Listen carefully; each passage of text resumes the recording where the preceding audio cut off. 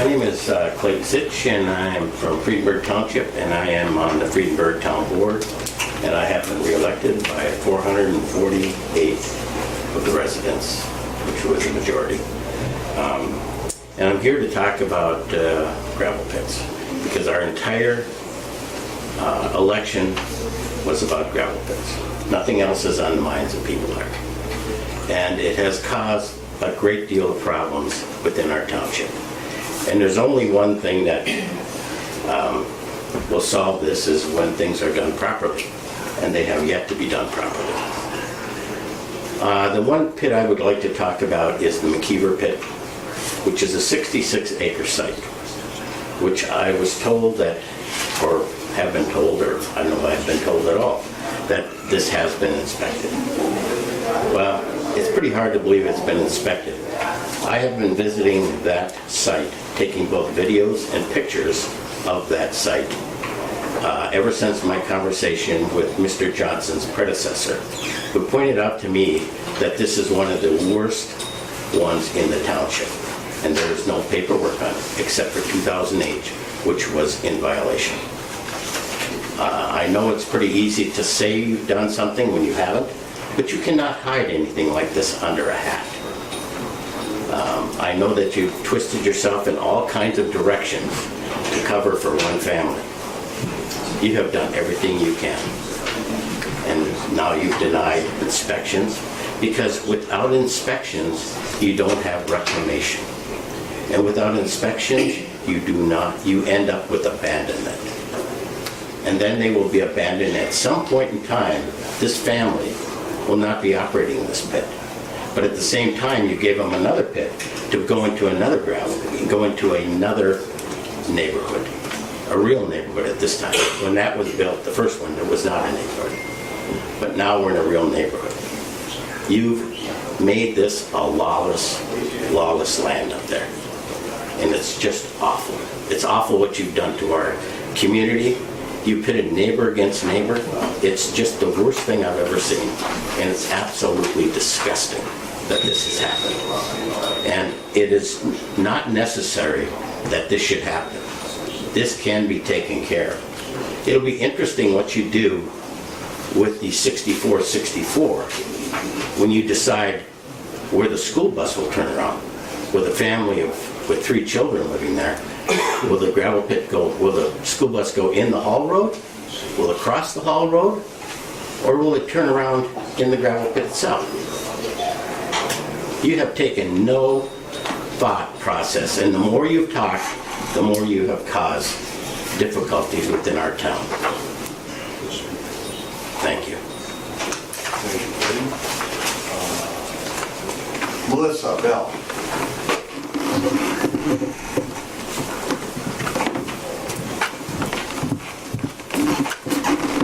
Good morning. Good morning. Thanks again. My name is Melissa Bell. I live at 6382 Beaver River Road in Duluth. First up, I love Chisholm. This is such a beautiful place. Driving up here, it's amazing. I love it. Anyways, it's beautiful here. But I'm here actually to ask the Sales County elected officials and employees to improve transparency, facts, trust, honesty, integrity, and equal treatment. Recently, at the last meeting, I was told that it was asked that this topic not be brought up anymore. That's a freedom of speech, and that was very offensive to hear that someone actually asked for us to not be talking on this topic anymore. As always, under the ordinance 62 for zoning, the 6464 gravel pit was issued in error and shall be made null and void. That is the language of the ordinance. Currently, what you guys have done is change the precedent of how zoning and permits will be approved. Under the precedent that has been set, there is now no need for septic tanks to require inspections prior to a land use or conditional use permit approval. There's no need for that. You guys set the precedent. Intentional errors or omission from an application is acceptable. That Hall Road that he was talking about, the children, that was omitted. There's a house that the Hall Road crosses their driveway. That was omitted from the site form. It was omitted from the hearing. That's a huge safety concern. There are no safety barriers for that family. It is not required for a business owner to own or lease a property prior to the permit approval.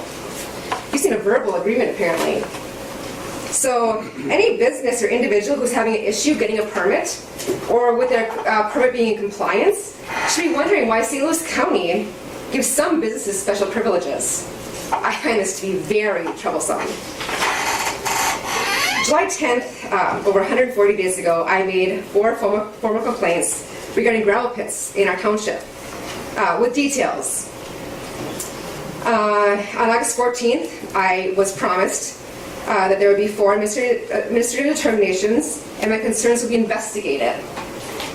So far, only 2 of those have been investigated, and both I will be filing appeals for because they are extremely, there's no evidence, there's no nothing. What I was told when I actually did a data request, in the document that I received from the county, it said that the inspections were done in August 2022 on the 6464 site. But it wasn't attached. Thought that was strange. So I did a data request asking for that. Everyone got really silent until 2 weeks to get the answer back. And apparently, I asked you guys a long time ago what game would be next with this. The game is that there's no ordinance or law that requires inspections to be documented. I think that's so basic, it shouldn't be needed to be written. When I joined the military years ago, the first thing I learned, I was admin, was if it's not documented, it didn't happen. You shouldn't have to have an ordinance stating such a simple fact. It's embarrassing. I will be filing a complaint with the state for violations of the Government Data Practices Act if this is not resolved. Data, it says on the state website, data must be kept in a way that makes it easy for members of the public to access it. So I was promised an investigation. I was told there was inspections. When I asked for the data, it did not exist. How as a member of public am I supposed to review how many feet when I complain about a buffer zone? And I say I feel it's not meeting the buffer zone. And they say, you're not in compliance, or it's in compliance, you're wrong, we're right, done deal. Well, okay, I want to see that. I want to see how many feet it measured out to be. I have that right, and I'm being denied that. As we've also said before, we're not against gravel pits. They are very, very needed in our infrastructure. But placing them in a neighborhood where it's, what was it, the most 280 feet from a resident's home is the excavation site? Does anybody want that? I don't think anybody wants that. So we need to treat our township and our county the way we want to be treated. Thank you. Thank you. Bruce Anderson.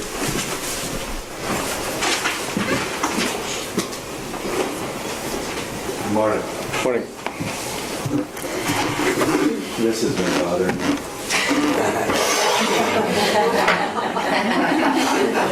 Little housekeeping.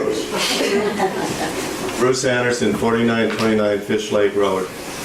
I ran for a position in Freenberg Township for town supervisor.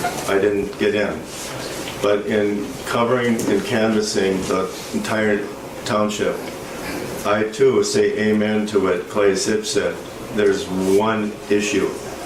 Every door I knocked on, I had to say there's misinformation about me. I am not against all gravel pits. I'm against gravel pits in neighborhoods. I am not trying to put anyone out of business. Every house I knocked on, I had to do that because there was misinformation about me. That's what I'm all about. There is that one issue. You try to stick another gravel pit there in a neighborhood. And I understand when you don't follow your old ordinances, it gets a little tricky then to backpedal and to say, wait a minute, let's sit down at the table. We didn't do this quite right. That gets a little tricky.